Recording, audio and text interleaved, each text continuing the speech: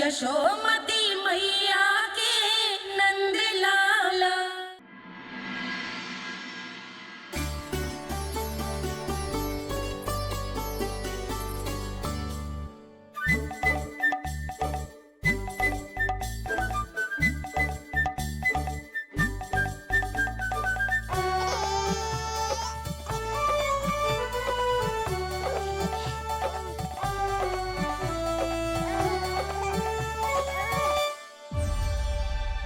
मैया, ये क्या किया?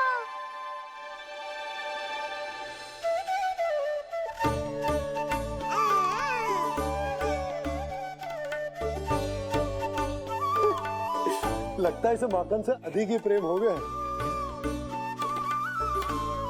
सावधान यशोदा, कहीं बड़ा होकर माखन चोर ना बन जाइए। माखन चोर क्यों बनेगा मेरा लल्ला? माखन की कोई कमी है क्या हमारे घर में? जितना माखन चाहिए उतना माखन खिलाऊंगी मैं अपने लल्ला को। पर मैया, अभी तो थोड़ा सा भी नहीं चखा रही हो। ये ले। लो, ये भी दाऊ को दे दिया। सुबह तो बोल रही थी कि मैं आपको प्रेम नहीं करता, उल्टा आप अपना सारा प्रेम बलदाऊ पर लुटा रही हो।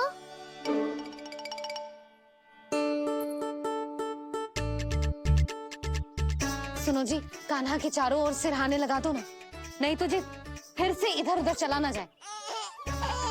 क्या अच्छा सुझाव दिया तुमने। अभी लाए।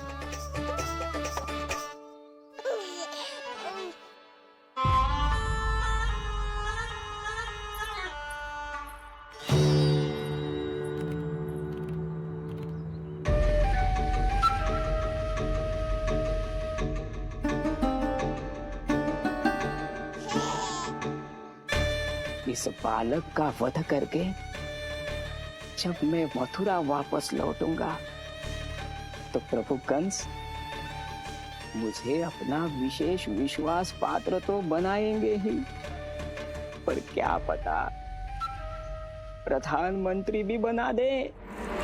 देवकी और वसुदेव अभी कहाँ हैं? अपनी संतानों के श्राद्ध के लिए ऋषि गर्ग के आश्रम जा रहे हैं। अब आप क्या करने वाले हैं महाराज? एक बार तो मैंने उन्हें प्राण दान दे दिया। बधाई हो कुंवर जी, अपनी पत्नी के प्राण बचाने में आप सफल हुए। दूसरी बार मैं उन्हें दंड देने निकला तो तुमने मुझे रोक दिया। बुद्धि बल का प्रयोग कीजिए स्वामी, शारीरिक बल की आवश्यकता नहीं। किंतु एक ही भूल को बार बार नहीं दोहराएगा कंस। मथुरा नरेश कंस के इस महल से वसुदेव और देवकी जीवित बाहर नहीं निकलेंगे, केवल उनके शव। कंस मामा, आप उनको छू भी नहीं सकते।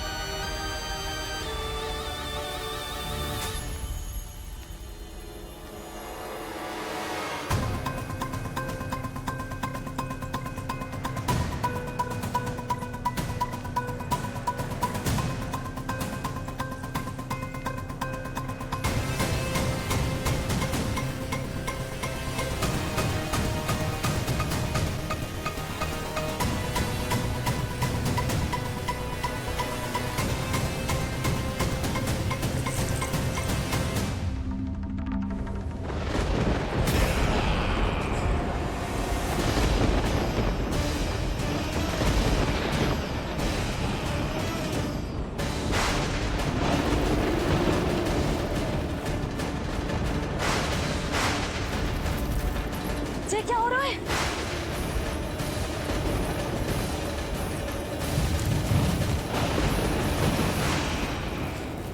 ये क्या हो रहा है?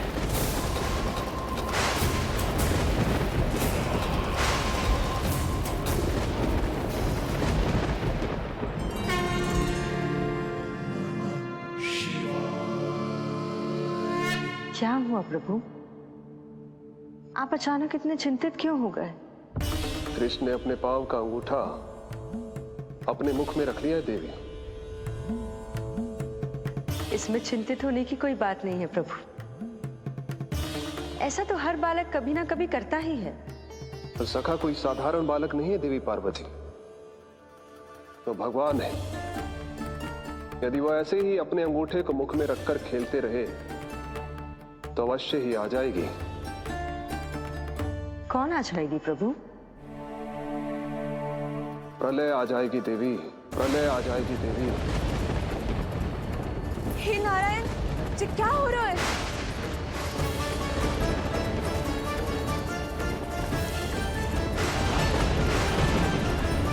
जी ऐसे लग रहा है जैसे दिन में ही रात्रि के समान अंधेरा छा गया हो। लगता है बहुत बड़ी आंधी आने वाली है।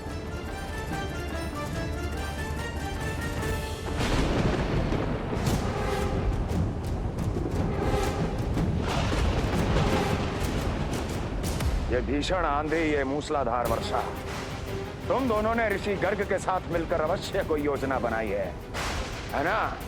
बोलो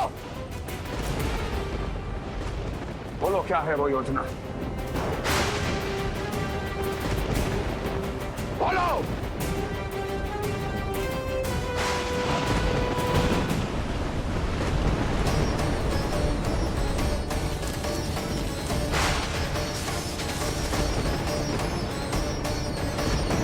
लगता है प्रकृति क्रोध में।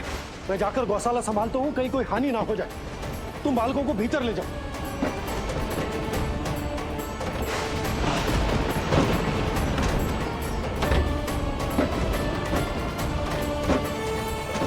जी द्वार और झरोखे बंद करते हैं। हाँ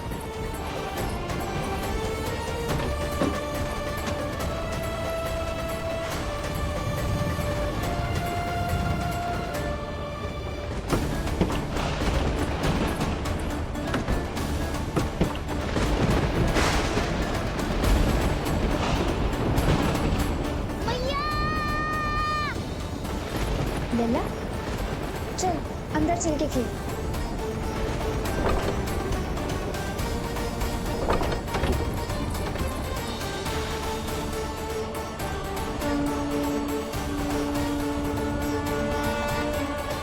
आपके सखा तो ध्यान निद्रा में चले गए हैं प्रभु। इनकी ये अंगूठा चूसने की सामान्य सी क्रिया का कितना घातक प्रभाव पड़ रहा है, इन्हें तो पता भी नहीं है। चाहे जानबूझकर की जाए या अनजाने में हो, सखा की हर लीला के पीछे कोई ना कोई उद्देश्य अवश्य छिपा होता है। पर ऐसा लगता है देवी जैसे उनकी इस लीला के पीछे एक नहीं अनेक उद्देश्य छिपे हैं।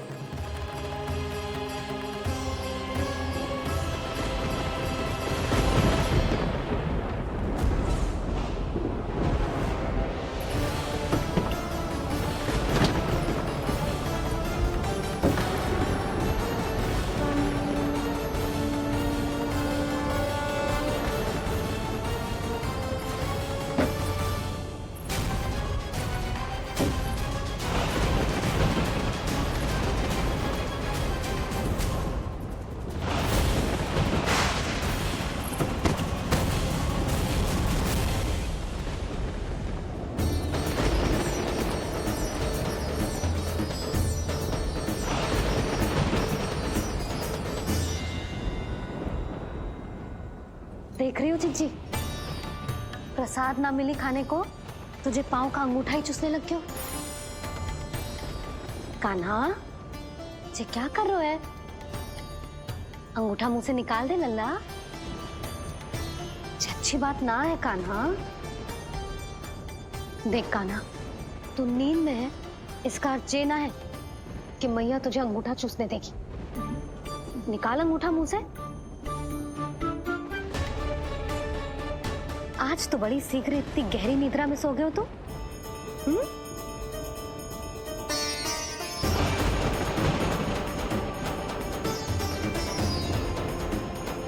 देख रही हो ना चिच्ची, अंगूठा मुंह से निकालने को तैयार ही ना जी। ऐसा क्या आनंद मिल रहा है।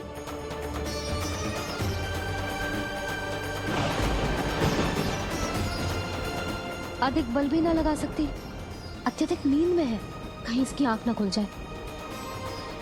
रानी भाभी, लगता है तीव्र वर्षा होने वाली है। मैं और भोला भैया के साथ अगले निकल रहे हैं। हो सकता है उन्हें हमारी आवश्यकता हो। हाँ हाँ चलो बोला। चिच्ची, तीव्र वर्षा आरंभ होने से पहले आप और बरदाऊ निकल जाओ। ठीक है, किंतु तुम भी सतर्क रहना। हाँ, आप भी ध्यान से जाओ।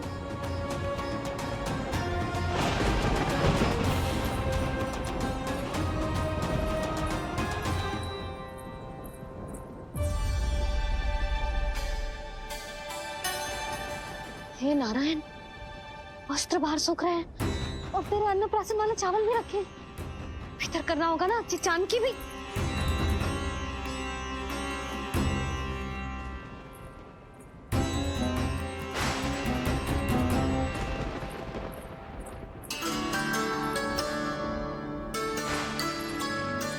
लल्ला, वैसे जी बहुत बुरी बात है। अंगूठा मुंह से बाहर निकाल। केवल 2 दिवस में तेरा अन्नप्राशन है, फिर सब खाइयो।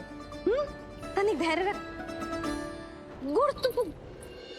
प्रभु, स्वयं कृष्ण की मैया इनका अंगूठा नहीं निकाल पाई, तो अब और कौन निकालेगा? कैसे रुकेगी ये प्रलय? इसका एक ही अर्थ है देवी, अभी लीला समाप्त होने का समय नहीं हुआ। अभी तो कहना तो ये चाहिए कि लीला अभी पूरी तरह से आरंभ ही नहीं हुई है।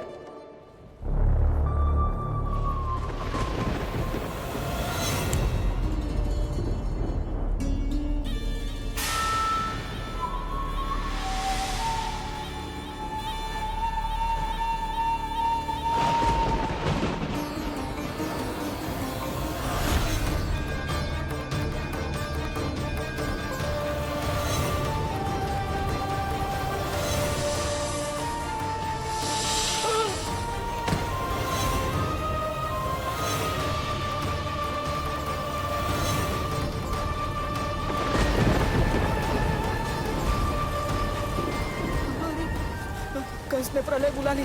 कंस ने प्रलय बुला ली।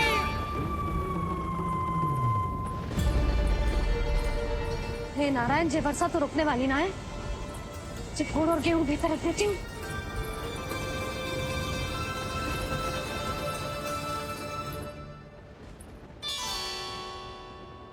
जे देख रहे हो गुड़, जे तेरे अन्नप्राशन के पकवानों के लिए ही है। कैसे कैसे करके बचा के लाई हूँ, कुछ पता भी है तुझे? और तू है कि जे अंगूठा ही चूसे जा रहा है। हाँ नहीं तो। किंतु आज प्रलय भी आ जाए तो कंस की तलवार का वार रोकने में असमर्थ होगी। कंस के साथ विश्वासघात किया है, दंड तो मिलेगा। महाराज, वायुमंडल में अचानक आए इस परिवर्तन का हमसे कोई लेना देना नहीं। हम तो बस अपनी संतानों के श्राद्ध के लिए जा रहे थे। मूर्ख हूं मैं, मूर्ख हूं मैं। कंस एक मूर्ख है, मूर्ख हूं मैं। अब अच्छी तरह जानता हूं मैं, श्राद्ध केवल एक बहाना है। किंतु सत्य यह है कि तुम और वो ऋषि गर्ग मिलकर मेरे विरुद्ध एक षड्यंत्र रच रहे हो, और ये तुम्हारी योजना है। भैया, ये आप क्या कह रहे हैं? कैसा षड्यंत्र, कैसी योजना? हम तो केवल श्राद्ध के लिए गए थे। बहुत अवसर दिए मैंने तुम दोनों को, किंतु तुमने बार बार बार बार बार बार मुझे मूर्ख बनाया। इसलिए अब मैं अवसर दूंगा अपनी इस तलवार को।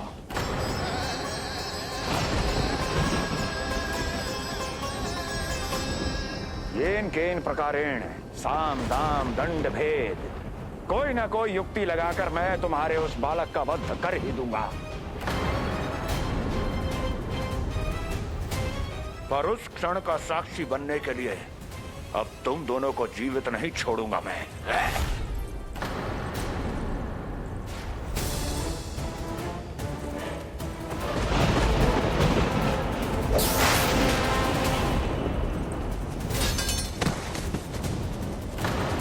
स्वामी,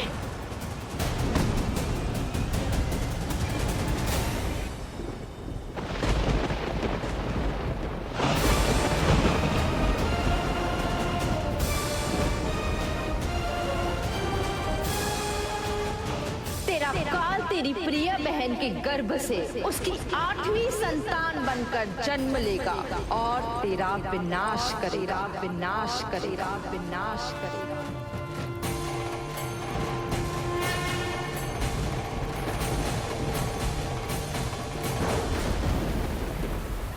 प्रलय आने वाली है, प्रलय आने वाली है, प्रलय आने वाली है।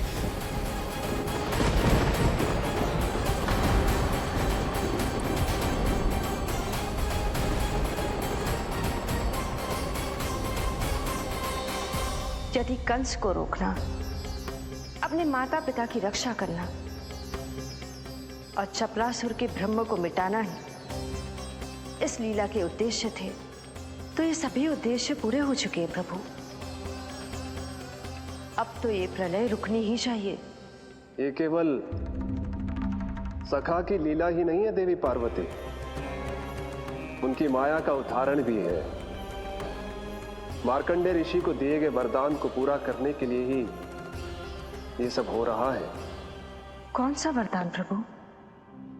प्रभु की माया को साक्षात अपनी आंखों से देख पाने का वरदान।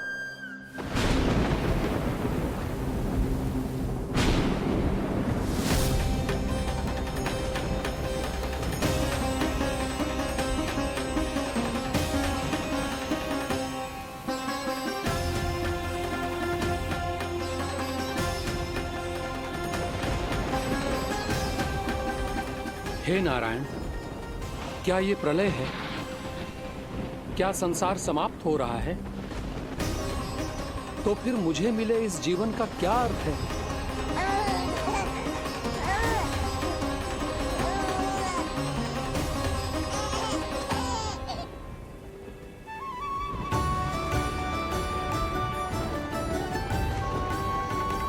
ये बालक यहां कहां से आया?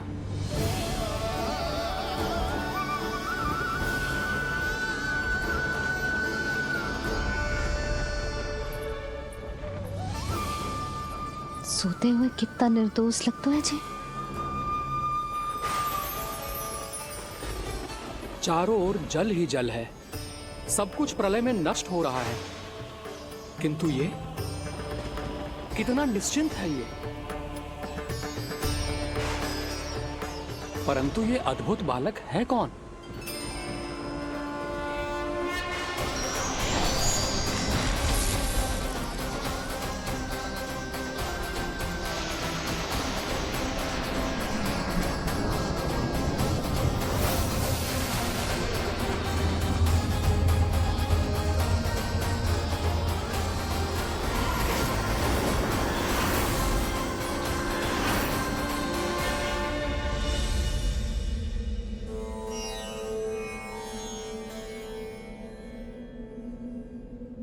जिन घने काले बादलों ने आकाश को घेरा हुआ था, कहां गए वो?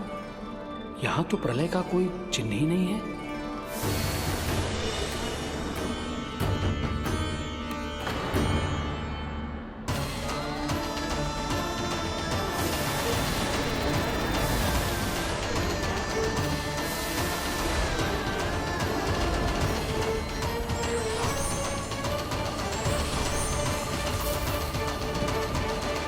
ये आप ही की माया थी ना प्रभु? मुझे इसका साक्षी बनाने के लिए आपका बहुत बहुत धन्यवाद। परंतु इसका अर्थ क्या है प्रभु?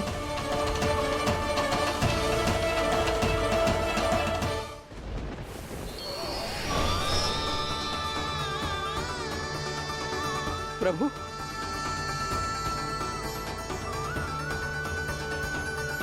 इसका अर्थ ये है कि ये मानव संसार वट वृक्ष पर स्थित है और मानवों का जीवन काल वट वृक्ष के पत्ते पर विश्राम करती एक जल की बूंद के समान होता है।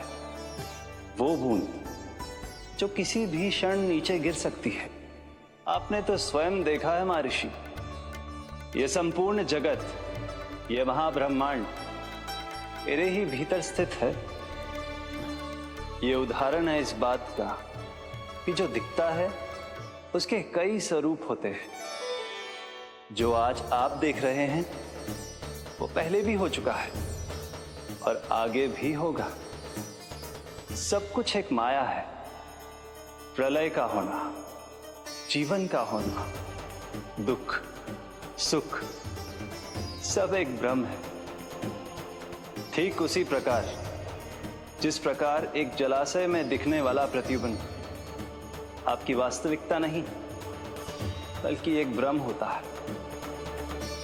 इसलिए मनुष्य को सदैव ध्यान रखना चाहिए कि जीवन में कोई भी संकट क्यों ना आए,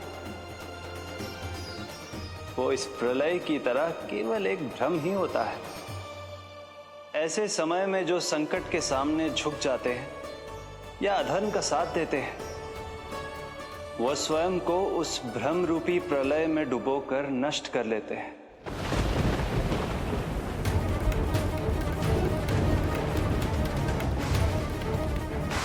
पर जो मेरी शरण में आकर संकटों का सामना करते हैं, वो स्वयं को कठिन से कठिन प्रलय से भी उभार लेते हैं। किंतु प्रभु, सभी व्यक्तियों में संकटों का सामना करने का साहस नहीं होता। कृपा करके आप कुछ ऐसा कीजिए जिससे आपके भक्तों को इतना बल मिले कि वो कठिन से कठिन परिस्थितियों का सामना भी सहर्ष कर सकें। मैं वरदान देता हूं महर्षि, पीपल के पत्ते पर बाल कृष्ण की इस छवि का स्मरण मेरे जो भी भक्त करेंगे उनके साथ मेरा आशीर्वाद सदैव बना रहना। वो चाहे कितनी भी कठिन परिस्थिति में क्यों ना फंसे, बाल कृष्ण की ये छवि उन्हें उससे उभर पाने में सामर्थ्य प्रदान करेंगे।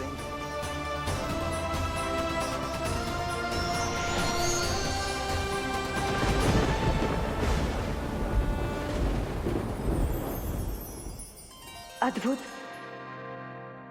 तो ये कोई साधारण लीला या भ्रम नहीं था, मानव मात्र को नारायण से मिला वरदान था ही। पर अब क्या होगा प्रभु? कैसे रुकेगी ये प्रलय?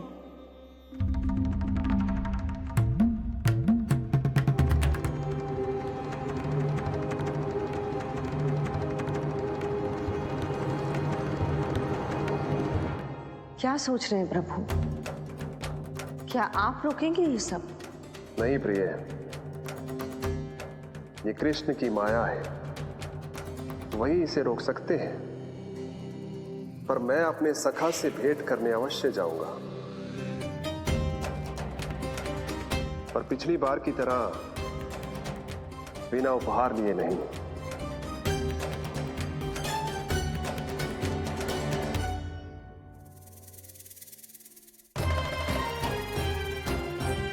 उपहार?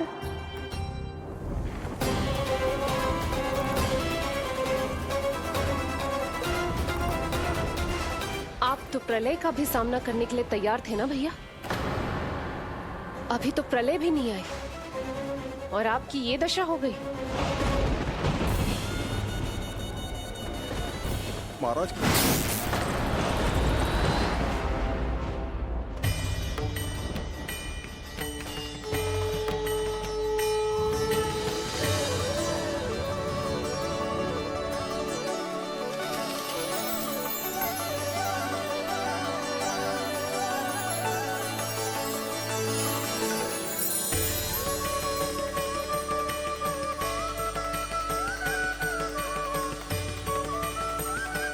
महादेव, आप उपहार में ये निष्प्राण वस्तु देंगे अपने सखा को?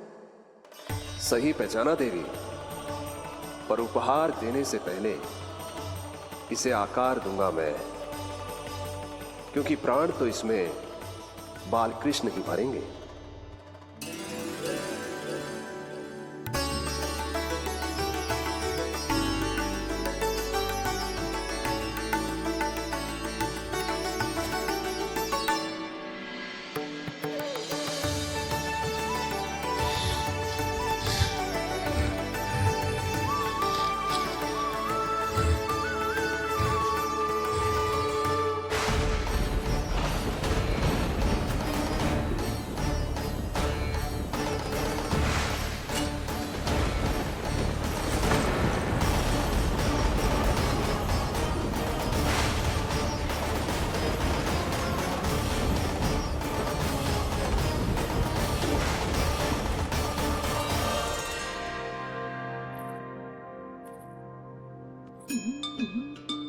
मुरली, बस उन्हें मेरा उपहार अच्छा लगे।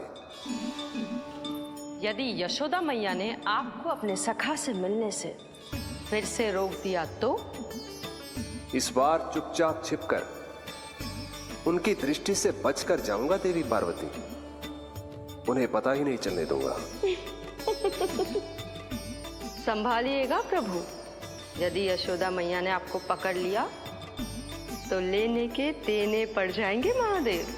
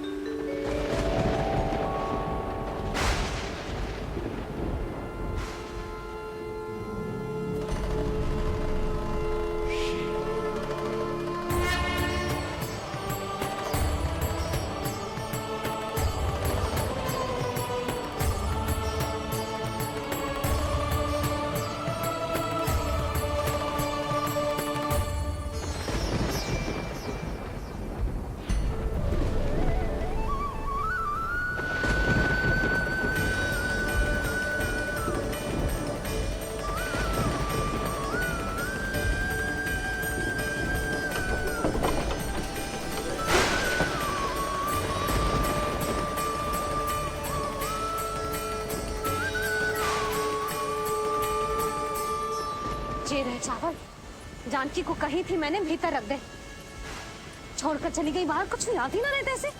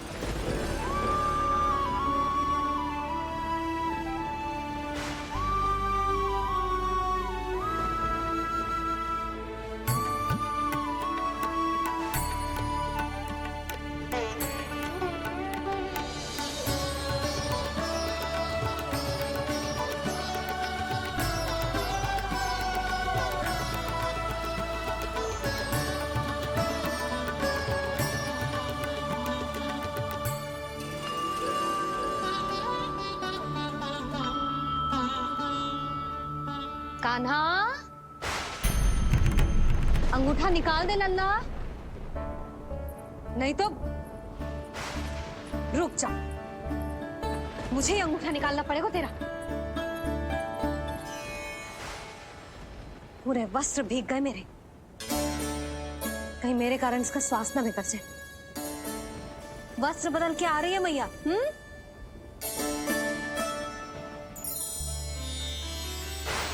आ रही हूँ।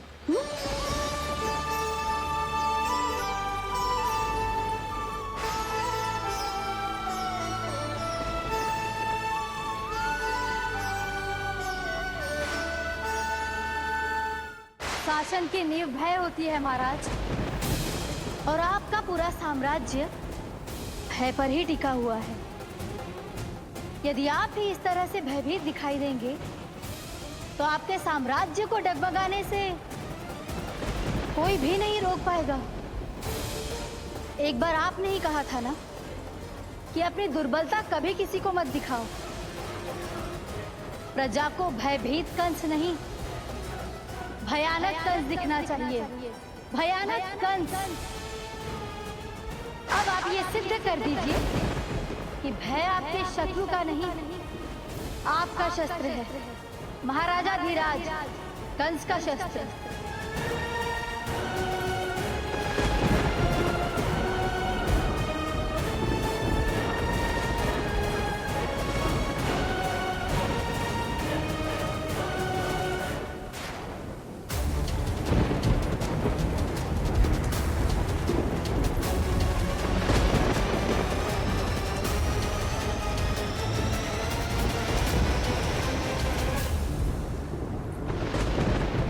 उससे क्या भयभीत होना, जो स्वयं भयभीत हो।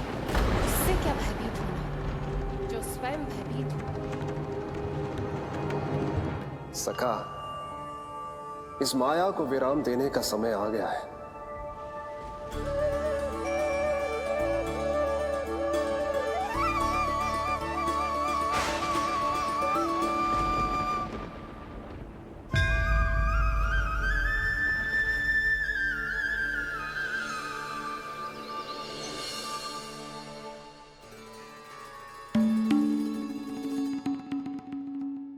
सभी आपके चरण धोकर उसका चरणामृत पीते हैं सखा, और आपने उसी चरण को अपने मुख में रख लिया।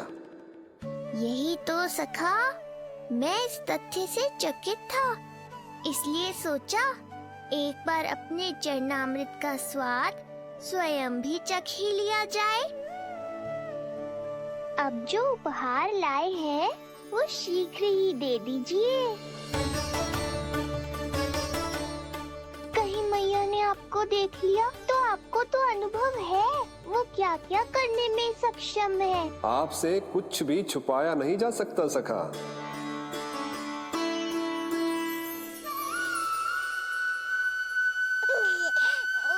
इन अधरों पे पांव के अंगूठे से अधिक ये मुरली शोभा देगी सखा।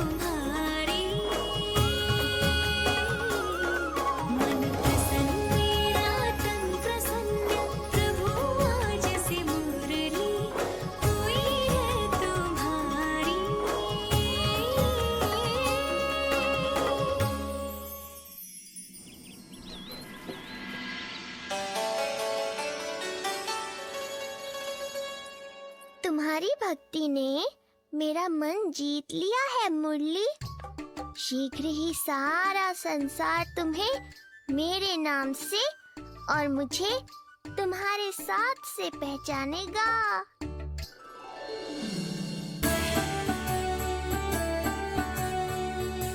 प्रभु, मेरे प्रभु, इस अनमोल भेंट के लिए आपका बहुत बहुत धन्यवाद सखा।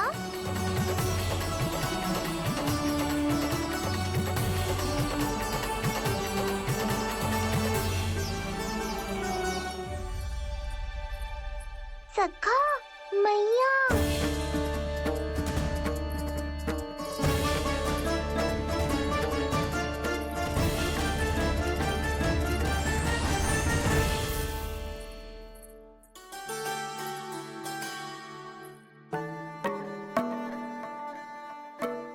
अच्छा जी, तो तूने अपना अंगूठा मुंह से निकाल ही दियो। बड़ा उपकार कियो अपनी मैया पे।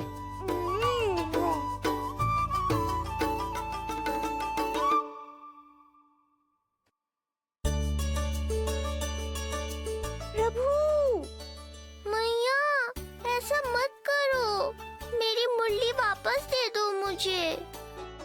ये कहाँ से आई? मेरे सखा ने उपहार में दी है। मैंने तो सोचा भी नहीं था मैया कि मेरे अंगूठा मुंह में लेने से इतना सब कुछ हो जाएगा। तेरे मुख पे छाई ये दृष्टता की छाया साक्षी है।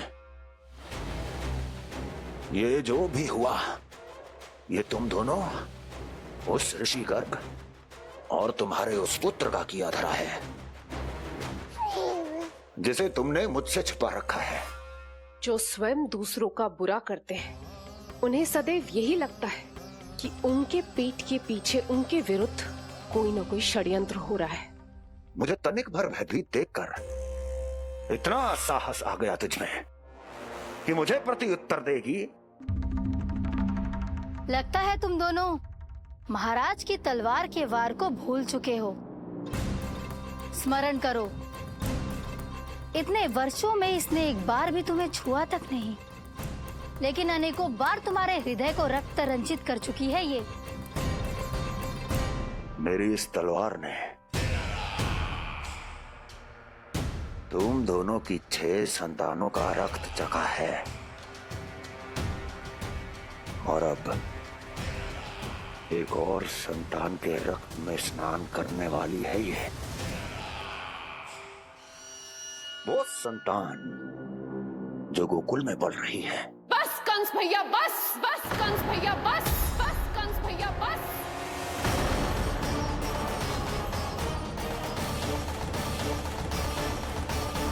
इतना दुस्साहस, तू मुझसे ऊंचे स्वर में बात करेगी अपने बड़े भाई के सामने?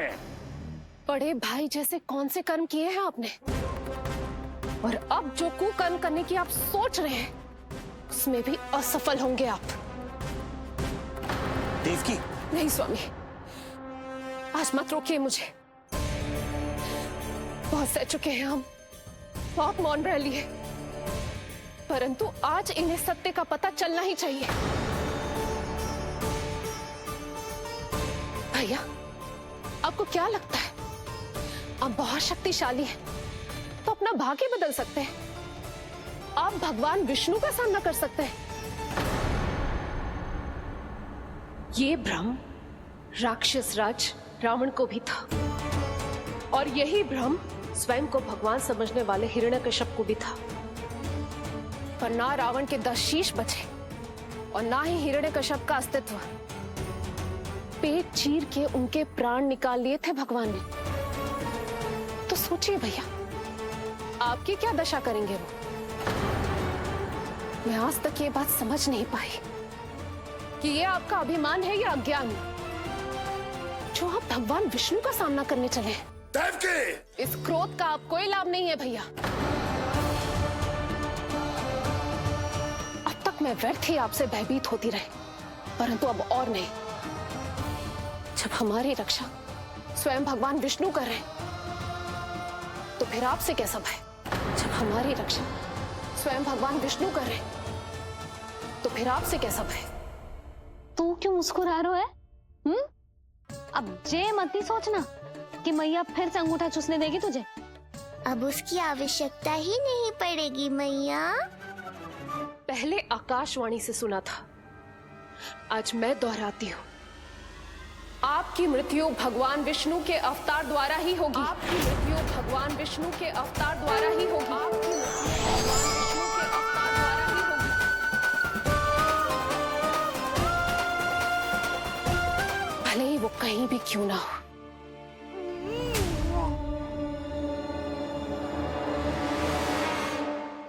चाहे वो कहीं भी क्यों ना हो, मैं जानता हूं वो कहां है। देखिए, तूने बहुत बड़ी भूल कर दी मुझे चुनौती देकर। मैं चाहूं तो अभी इसी क्षण तुम दोनों का वध कर दूं, किंतु नहीं।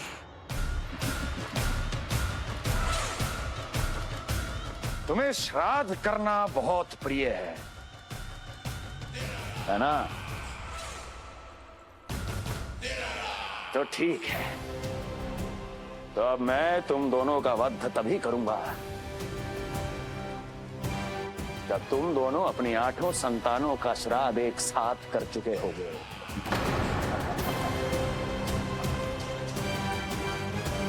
श्राद्ध की तैयारियां करो।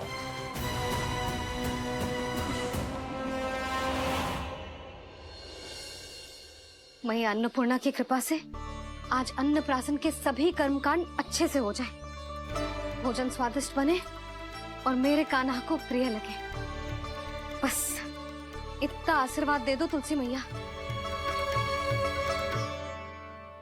मैया, कहीं उसे ऐसा न लगे कि उसकी मैया को अच्छा भोजन बनाना आता ही ना है।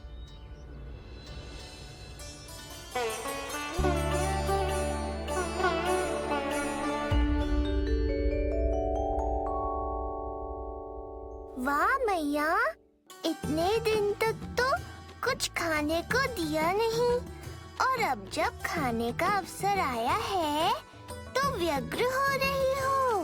मेरे बारे में भी तो कुछ सोचिए प्रभु, 2 दिन से यही अटकी हूँ। अटकी नहीं हो मुरली, तुम तो लटकी हो। प्रभु। हाँ हाँ मुरली, मुझे भी तुम्हारा साथ चाहिए, पर क्या करूं? मैया ने तुम्हें मेरी पहुंच से बहुत ऊपर लटकाया है। पर प्रभु, मैं अब तक पहुंचूं कैसे?